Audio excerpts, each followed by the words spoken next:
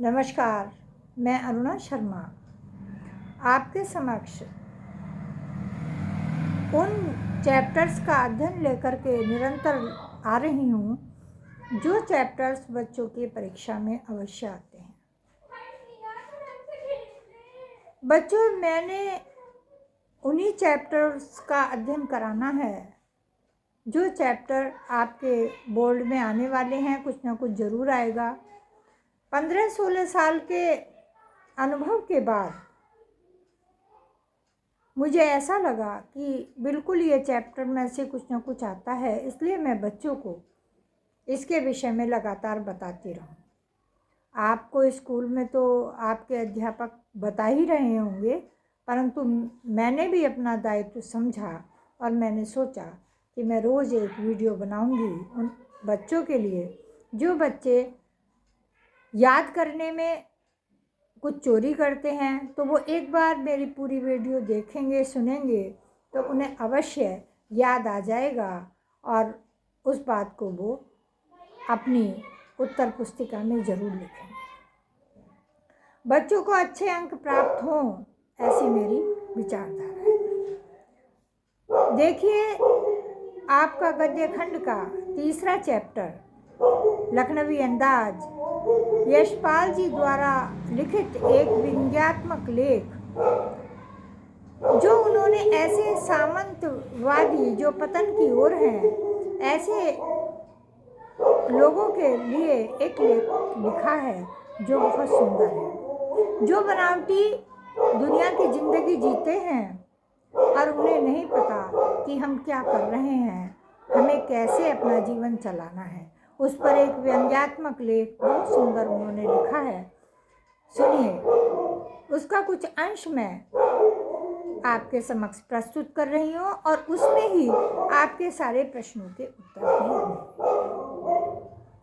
एक बार लेखक को कहीं जाना था। वो जल्दी में 2nd क्लास डिब्बे में चढ़ गए। जब वो डिब्बे में चढ़ गए तो उन्होंने देखा कि सामने वाली बर्थ पर कोई सफ़ेद पोश सज्जन व्यक्ति पालथी मारे बैठे। उनको ऐसा लगा कि शायद वो सज्जन अकेले ही यात्रा करने के इच्छुक थे, परंतु लेखक जब चढ़ गए और वहाँ अपनी बर्थ पर बैठ गए तो वो उनसे आंखें चुराने लगे। फिर उन्होंने धीरे धीरे अपनी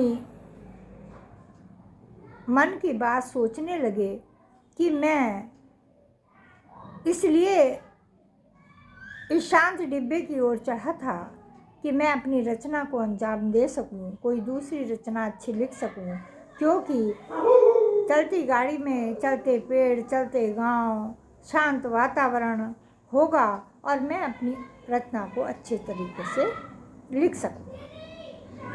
ऐसा सोच ही रहे थे कि सामने वाली बर्थ पर बैठे हुए सज्जन व्यक्ति ने अपनी थैले से 2 खीरे निकाले, उनको पोंछा और पोंछने के उपरांत उन्हें काटने के बाद उन्होंने लेखक के सामने हाथ बढ़ाते हुए कहा कि फरमाइए।